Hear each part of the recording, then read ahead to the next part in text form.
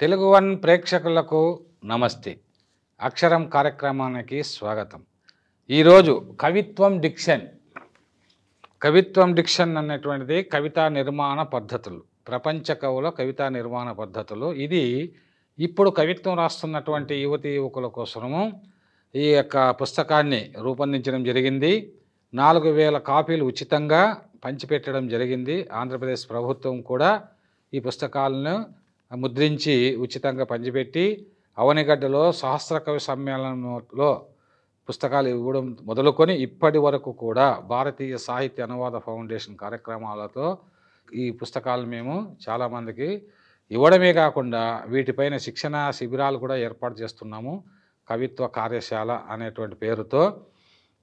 మరి ఈ పుస్తకంలో ఏముంది అంటే, ఇవాళ చాలామంది కవిత్వాన్ని గురించి మాట్లాడుతూ ఉంటారు, ఫేస్బుక్లో రాస్తూ ఉంటారు, పత్రికలో రాస్తూ ఉంటారు. కానీ ఒక సిస్టమేటిక్ అప్రోచ్ అంటే ఊరికే ఏదో ఎవరు పడితే ఆనాడు శ్రీశ్రీ గొప్పవాడో లేకపోతే అజంతా గొప్పవాడో మో గొప్పవాడో వాళ్ళ కవిత్వం మాత్రం మీద ఉండాలని చెప్పడం కాదు. దేశ విదేశాల్లో ఎలాంటి కవితా నిర్మాణ పద్ధతులు వచ్చాయి, ఇప్పుడున్నటువంటి కవులు రచయితలు మరి ముఖ్యంగా కవులు, యువ కవులు ఎలాంటి మెటాఫర్లను ఉపయోగించాలి, ఎలాంటి సిమిలీలను ఉపయోగించాలి, ఎలాంటి అభివ్యక్తి ఉండాలి, అదేవిధంగా ఎలాంటి ఇమేజినరీ క్రియేట్ చేయాలి. ఎందుకంటే మొదటమంటే మన తెలుగు సాహిత్యంలో విస్తృత అధ్యయనము, పరిశోధన, పరిశీలన చేస్తే నాకు కనిపించిన విషయం ఏమిటంటే, పెద్ద పెద్ద విమర్శకులు అనబడేటువంటి సోకాల్డ్ విమర్శకులు కూడా మరి పెద్ద పెద్ద కవులను విమర్శించాడు. ఒక కవి, గొప్ప కవి అయినటువంటి వాడే గొప్ప కవి యొక్క హృదయాన్ని కానీ వాని శైలిని కానీ వాని అభివ్యక్తిని కానీ ఆస్వాదించగలడు, అభివ్యక్తీకరించగలడు.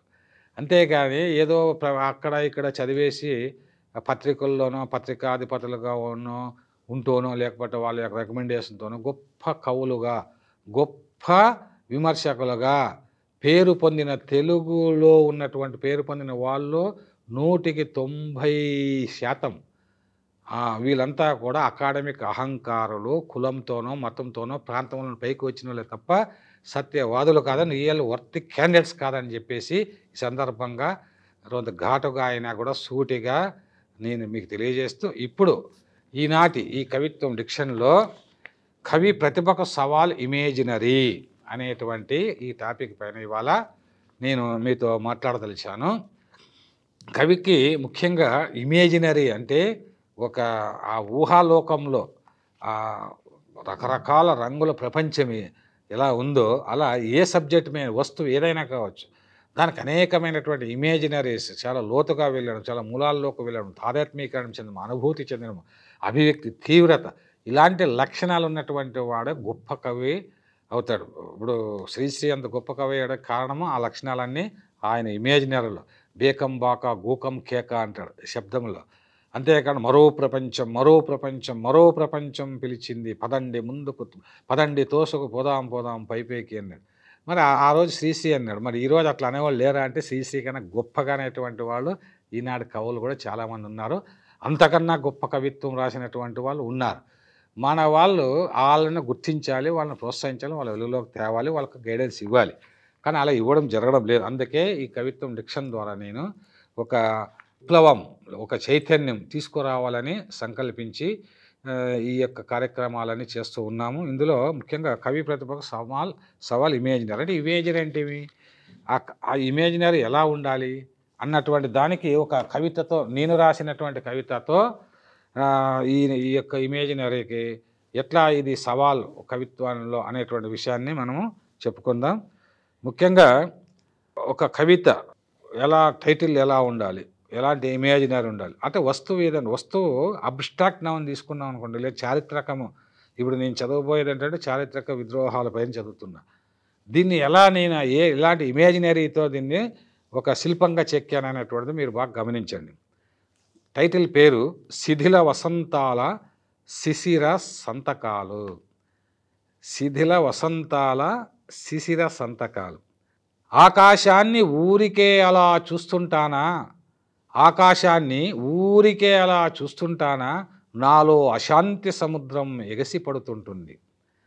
చందమామ చందమామ నా హృదయ తీరంలో ఇసుక తిన్నెపై రెక్కలు విరిగి నేల కొరిగి పడుకున్న పావురంలా కనిపిస్తుంది ఆ చందమామ. ఆకుపచ్చని అరణ్యాల్లో రాలిపడిన పండుటాకులు, ఆకుపచ్చని అరణ్యాల్లో రాలిపడిన పండుటాకులు ప్రేమ పత్ర హరితం కోల్పోయిన ఆదివాసీల జీవన ప్రేమ లేఖలు. ఇది ఇమేజినరీ. వర్ణమృగాల హృదయాలు ఈర్ష్యాసూయల శిలాజాలు. ఎన్ని వేల శిరస్సులు తెగిపడితే ఆ సముద్రంపై అరుణబింబం అలా ఎర్రబడ్డదో. ఎర్ర కలువల కొలను కంట పడినప్పుడెల్లా రాజుల రాజ్యకాంక్షకు బలి వితర్ధిలో మాంసపు ముక్కలుగా విసరి వేయబడ్డ ఎర్ర గన్నేరు శ్రమ పుష్పాల దేహాలే చారిత్రక విద్రోహాలను పసిగట్టే నా ఎక్స్రే కళ్ళకు అగుపిస్తాయి. ఏ యుద్ధం ఎందుకు జరిగిందో చరిత్రలో రాసిన సింహాల నాలుకల కళాలనడగండి. విప్లవాలు ఎందుకు పుట్టుకొచ్చాయో నింగి చుక్కలుగా నిగనిగలాడే మృతవీరుల కనుగుడ్డు గోళాలనడగండి. ఇంద్రధనుసును చూసి మురిసే పసిపిల్లలకేం తెలుస్తుంది? భావి స్వప్నాలన్నీ రంగులు వెలిసిన శూన్యపు పూల వనాలని, ధరిత్రి అంతా రక్తపు టేరులు పారిన నగ్నపు దేహాలపై కవులు కప్పిన కల్పనా దృశ్యాల అందమైన ఇతిహాసాల తెల్లగుడ్డలని. ఓరి నాయనో, గడ్డాల మర్రి ఊడల ఉరికొయ్యలపై ఉరేసుకున్న అడవి కోయిలల రాగాలలో సంగీతం పుట్టిందని ఎందరికీ తెలుసు? శ్రమజీవుల చెమట బిందువులు తాటాకులపై రాలిపడ్డాకే తాళపత్రాల సాహిత్యం మెరిసిందని ఏ చరిత్రకు తెలుసు?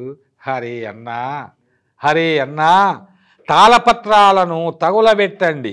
ఆ పొగల భుగల్లో అసలు సత్యాల తారాజువ్వుల మెరుపుల్లో ఆధిపత్య అహంకారుల మెధల్ల కుహరాల్లోంచి స్వార్థపు విషనాగులు చిమ్మిన కాలకూట విష సాహిత్యపు భుగలు కనిపిస్తాయి. తలలు పండి ముడతలు పడిన ముసలి నక్కల పగిలిన ముఖాల అద్దాల్లోకి తొంగి చూడండి.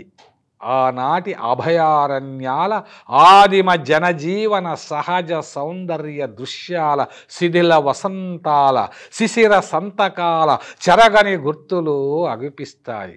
ఇది ఇమేజినరీ పోయంకి ఉదాహరణగా నేను చెప్పాను. మళ్ళీ కవిత్వం డిక్షన్లో ఒక చాప్టర్లో కవి ప్రతిభకు సవాల్ ఇమేజినరీ అంటే ఈ కవితను ఎంత ఇమేజినరీతో రాశానో మీకు మరి ఈ ఆర్టికల్ మీకు చదివి వినిపిస్తా, అప్పుడు మీకు అర్థమవుతుంది. కవి ప్రతిభకు సవాల్ ఇమేజినరీ. కవిత్వం అంటే ఏమిటి అన్నదానికి ఇంతవరకు ప్రపంచంలో ఎవరూ ఖచ్చితమైన నిర్వచనం చెప్పలేదు. ఎందుకంటే హృదయం అంటే ఏమిటి, అనుభూతి అంటే ఏమిటి, ప్రేమ అంటే ఏమిటి, స్నేహం అంటే ఏమిటి, ఇలాంటి బాగా పరిచయం ఉన్న పదాలకే ఖచ్చితమైన నిర్వచనాలు లేవు. ఇక జీవితం అంటే ఏమిటి, కవిత్వం అంటే ఏమిటి అంటే ఎవరు నిర్వచించగలరు? మహా అయితే షేక్స్పియర్ లాంటి మహాకవి అయితే life is meaningless tale told by an idiot అంటారు. అలాగే కవిత్వం అంటే ఏమిటని శ్రీశ్రీ లాంటి పెద్ద కవిని అడిగితే కవిత్వం ఒక తీరని దాహమని తప్పుకుంటాడు. అంచేత కవిత్వానికి నిజమైన నిర్వచనాలు లేవని యువ కవులు తెలుసుకోవాలి. అయితే గ్రీకులో హోమర్ ఒడిస్సీ కావ్యం నుండి మన వేద ఋషుల అనుష్టుప్ ఛందస్సు వరకు, అంటే ఇప్పటి వరకు వేద ఉపనిషత్ పురాణ ఇతిహాస కవులు, ప్రబంధ కవులు, ఆధునిక కవుల వరకు అందరూ తమకు తోచిన రీతిలో కవిత్వం రాస్తూ పోయారు. అయితే ఈ క్రమంలో రూపంలో భావాల్లో చాలా మార్పులు వచ్చాయి. వాటిని తెలుసుకుంటే మంచిది. ఆధునిక వచన కవితలో ఛందస్సు లేదు, అంతర్లయ కూడా దాదాపు కనుమరుగైపోయింది. భావమే ప్రధానం. ఇప్పుడు ప్రతీకవాదమే రాజ్యమేలుతుంది. ఇమేజినరీ చాలా గొప్పగా పండుతుంది. ఒక దృశ్యాన్ని అందంగా గొప్పగా కవిత్వీకరించడం అంటే నేటి కవిత్వపు కళ పొయిటిక్ ఆర్ట్. ఒకప్పుడు షేక్స్పియర్ సానెట్స్ రాస్తే మేమంతా చదివి మురిసిపోయాం. మహానాటకకర్త కవి తన ప్రేయస్ని గుర్రంతో పోల్చి ఆమెను నలుగురు ఎక్కి స్వారీ చేసే గుర్రమని సెటైర్ వేస్తే నవ్వుకున్నాం. దేవులపల్లి కృష్ణశాస్త్రి ఏల సలిలంబుపారు గాడ్పేల వీచు ఏల ప్రేమించు నా హృదయంబు నిన్ను అంటే ఎగిరి గంతులేశాం. ఆంగ్ల కాల్పనిక సాహిత్యం తెలుగు కవిత్వంపై పెను దుమారం రేపింది. అభ్యుదయ కవిత్వంలో కూడా కవిత్వం చాటుగా శ్రీశ్రీ అసనానికి రానివి నీవు వ్యసనానికి బానిస నేను అంటే ఆయన ప్రేయసి గురించి అన్నాడేమోనని ఆశ్చర్యపోయాం. ఆయన ప్రభవ కావ్యం రాసింది కూడా భావ కవిత్వపు ప్రేరణతోనే. తొలి దశలో కవులందరూ ప్రేమ కవిత్వమే రాస్తారు. ఎవరైనా నేను ప్రేమ కవిత్వం రాయలేదండి అంటే నమ్మకండి. ఇదంతా ఎందుకు చెబుతున్నానంటే ఇవాళ కవులు అన్ని రకాలైన కవిత్వాలు రాస్తున్నారు. వస్తువు ఏదైనా కావచ్చు, అంటే కవుల ఇష్టంపై ఆధారపడి ఉంటుంది. అయితే ఇప్పుడు భావ అభ్యుదయ విప్లవ దిగంబర కవిత్వంతో పాటు అస్తిత్వ కవిత్వాలైన దళిత స్త్రీవాద మైనారిటీ కవితలు రాస్తున్నవారు లేకపోలేదు. స్థల కాలాలను బట్టి ఆయా కవులు కవితలు రాశారు. ఇప్పుడు కొత్త వాళ్ళు బాగా రాస్తున్నారు. పాత నీరు మురిగి కంపు కొడుతున్నా కొత్త నీటిని ఆహ్వానించలేని మున్సిపల్ కవుల సంస్కృతి మనది. ఈ స్టేట్మెంట్ కొద్దిగా ఇబ్బందికరంగా ఉన్నప్పటికీ ఇది కరెక్ట్.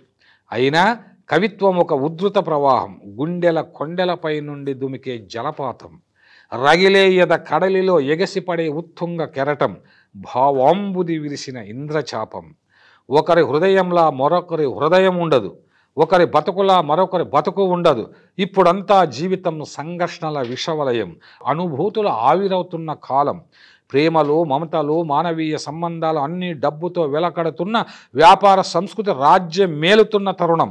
ప్రపంచీకరణ విషసర్పం మొత్తం సున్నిత సుమాల్లాంటి కవుల హృదయాలను కాటేసి తన విష సంస్కృతిని ఇంజెక్ట్ చేసింది. ఇప్పుడు కవులు అటూ పోక ఇటూ రాక ఎటూ తేల్చుకోలేక విలువలకై తప్పిస్తూ అరకొర సిద్ధాంత జ్ఞానంతో కవిత్వం రాస్తున్నారు. ఇవాళ చాలామంది భ్రమల్లో జీవిస్తూ మోహాల్లో విహరిస్తూ తామేం రాస్తున్నారో తమకే తెలియని విధంగా కవిత్వం రాస్తున్నారు. పోనీ శిల్పమైనా బాగా తగలెడిందా అంటే అదీ లేదు. సరే ఏం చేద్దాం, తప్పదు. కవిత్వం తీరని దాహం కాబట్టి మంచి నీళ్ళ లాంటి కవిత్వమైనా, సోడా లాంటి కవిత్వమైనా, వండ్రు మట్టి నీళ్ళైనా, వాన నీరైనా తాగాలి. ఆరోగ్యం చెడితే చెడింది. కవిత్వం పిచ్చి అలాంటిది. అయితే బిసలరీ వాటర్ లాంటి కవిత్వం కొందరు వెలువరిస్తున్నారు. దాన్ని చదివితే మనకు ఆరోగ్యం చెడదు, కాస్త తృప్తిగానైనా ఉంటుంది. Writing free verse is like playing tennis with the net down, Robert Frost. కవిత్వాన్ని టెన్నిస్ ఆటతో పోల్చాడు రాబర్ట్ ఫ్రాస్ట్. నిజమే, కవి టెన్నిస్ కళాకారునిలా చాలా జాగ్రత్తగా కవిత్వం రాయాలి. అంటే ఆటలో ఆటగాడు ఎంత జాగ్రత్తగా ఆడతాడో కవిత్వం రాసేటప్పుడు కవి అంత జాగరూకతతో వ్యవహరించాలి. కవులు నిరంతరం కవిత్వం రాయటాన్ని అభ్యాసం చేస్తుండాలి. కవిత్వం రాయడానికి ప్రయత్నించే ముందు ఈ క్రింది సూత్రాలు పాటించండి. నిబద్ధత పాటించాలి. నిబద్ధత అనే పదాన్ని ఆంగ్లంలో కమిట్మెంట్ అంటారు. ఇది మొదటి పాయింట్. రెండవ పాయింట్, ఏ వస్తువునైనా ఎన్నుకునే స్వేచ్ఛ చాయిస్ కవులకు ఉంది.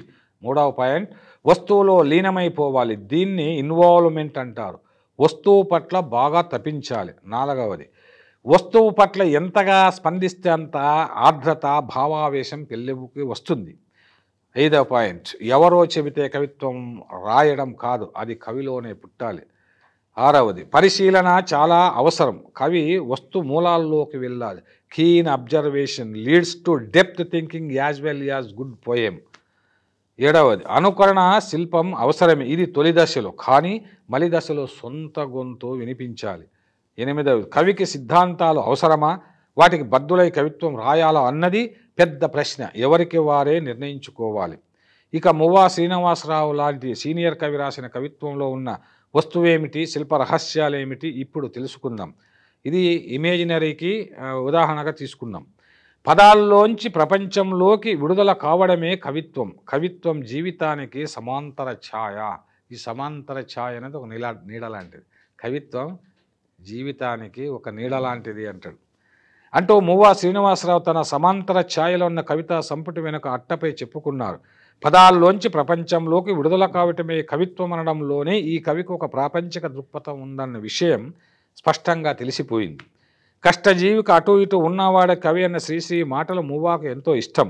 ఈ కవిపై శ్రీశ్రీ ప్రభావం ఎక్కువగా ఉందనడం కంటే ఈయన శ్రీశ్రీ వాసుడంటే బాగుంటుంది. లెక్కలు రాని మనిషి రెక్కలు తెగిన పక్షి ఒక్కటే, కలతల జీవితం మోసుకు తిరగాల్సిందే సరిగ్గా కొలతలు వేయటం తెలియకుంటే అంటారు మువ్వా గారు. ఇక్కడ లెక్కలు రెక్కలు సింబల్స్, పక్షి స్వేచ్ఛకు ప్రతీక. సామాన్యమైన రైతులు, కార్మికులు, మధ్యతరగతి మనుషులు లెక్కలు రానివారే. వారి లెక్కలు, రెక్కల కష్టం, మానవత్వం ఏవో కొన్ని విలువలై ఉంటాయి. అయితే నేటి మార్కెట్ సంస్కృతిలో అన్నింటికీ లెక్కలుంటాయి. అందుకే కవిత పేరు అంతా లెక్కే అని పెట్టారు. కవితా శీర్షికలో వక్రోక్తి ఉంది. ఎదుటి వాళ్లను కొలవడం వస్తే చాలు, నీ నుదుటి రేఖలు నీకు చదవడం తెలిసినట్టే అంటాడు ఈ కవి. ఇదే కవితలో కవి చెప్పదలుచుకున్న విషయాన్ని 2 ముక్కల్లో చెప్పాడు. వస్తువు ఏదైనా కవిత్వాన్ని ధ్వనిమయం చేయడం కొత్త టెక్నిక్. అందుకే కవిని క్రాంతదర్శి అన్నారు. కవి దృష్టి కమర్షియల్గా ఉండదు, వస్తువు పట్ల సౌందర్యాత్మకంగా ఆలోచిస్తాడు. Poet insight is concept and aesthetic sense. ఇక్కడ శ్రీనివాసరావు మనుషులను కొలవడం అంటే అంచనా వేయడం రావాలి అంటాడు. అప్పుడే నీ నుదుటి రేఖలు నీకు తెలుస్తాయని నుదుటి రేఖలతో వస్తువును సింబలైజ్ చేస్తాడు. పగటి వేషగాడిలా కదులుతున్న మేఘం. ఇమేజినరీ చూడండి ఎంత గొప్పగా ఉంది. పగటి వేషగాడిలా కదులుతున్న మేఘం చిత్ర విచిత్రాల రూపాలను క్షణానికి మారుస్తూ పోతూ ఉంది అంటాడు కవి. వట్టి వాక్యం కవిత్వం కాదు. తాను చూసిన మేఘాన్ని పగటి వేషగాడితో పోల్చాక అది కవితాపాదమైంది. అందుకే యువకవులో పత్రికల్లో శీర్షికల్ లాంటి వాక్యాలు రాసి దాన్ని కవిత్వం అనుకుంటే పొరపాటు. మువ్వా శ్రీనివాసరావు కన్నీటి సాగు అనే కవితలో కవిత ఎత్తుగడలోనే మేఘాన్ని పగటి వేషగాడితో సిమిలై చేయడంతో తర్వాత కవి చెప్పబోయే వస్తు తీవ్రత ఏమిటో ధ్వనిపూర్వకంగా మరి ఇమాజినరీ భరితంగా ముందే చెప్పేశారు. దీన్నే ఆనందవర్ధనుడు అన్న లక్ష్యం కూడా కవిత్వం ధ్వనిపూర్వకమే అన్నాడు. పుడమి తల్లి బుగ్గలపై ఎండిన కన్నీటి చారికల్లా ఉన్న పుడమి తల్లి బుగ్గలపై ఎండిన కన్నీటి చారికల్లా ఉన్న పంట కాలువలను పరామర్శిస్తున్నాడు అంటూ రైతు దేన్ని పరామర్శిస్తున్నాడో స్పష్టంగా చెప్పాడు. పుడమి తల్లి బుగ్గలపై పంట కాలువలు ఎలా ఉన్నాయి?